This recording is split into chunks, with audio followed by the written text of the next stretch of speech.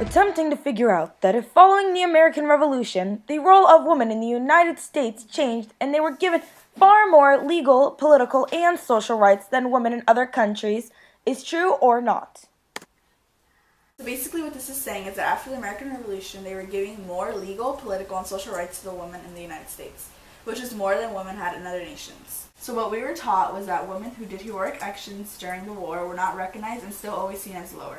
Also that women didn't really start getting any rights until after the women's rights movement, which started in 1848, over 50 years after the war ended. What do you think about this? I don't know. We're gonna find out. After figuring out the myth they're trying to bust, the first thing they did was talk to their teacher, Mr. Anderson, and he went about it by giving them primary and secondary sources, which was the thoughts of a man named Benjamin Rush, a photocopy of a textbook page, and a PDF of Chapter 9 of a textbook. After receiving the information, Jenna and Samantha grabbed some highlighters and started highlighting.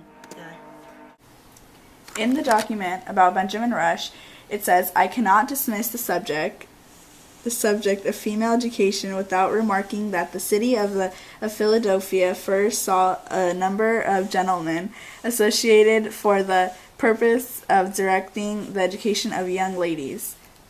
It also says, "The attempt to establish this new mode of education for young ladies was an experiment, and the success of it hath answered our expectations." This is the first time we see men want to give education to young ladies. It shows that there's a social and legal change taking place because women were typically not allowed to attend school, and the fact that men began to help and accept it showed an equitable change.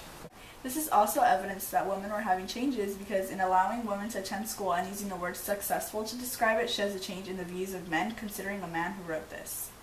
But if you take a look at this photocopy from a textbook that's about women after the American Revolution, it says that men did depend on the active support of women, and women actually fought in the battles too.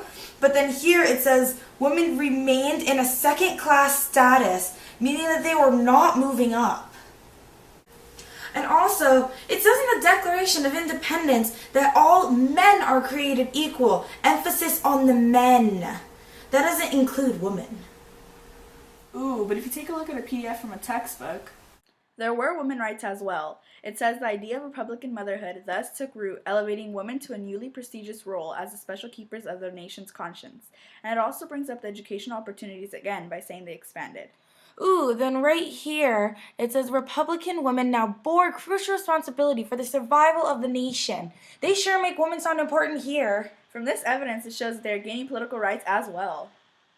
After thinking and scanning evidence, they came to the conclusion that this myth is plausible. Though they were gaining more political, social, and legal rights, they were still being permitted to a second social class. The status of women in the United States after the American Revolution did have more rights in some categories, but other nations also had rights for their women that may have been more superior to those of the United States at the time.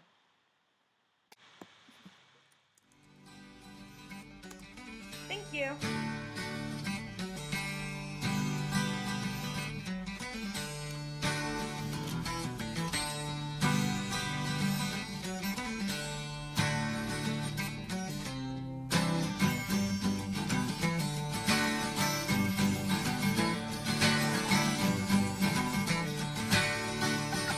Hey lady, you got the love I need. Maybe more than enough. Oh darling, darling, darling, walk a while with me.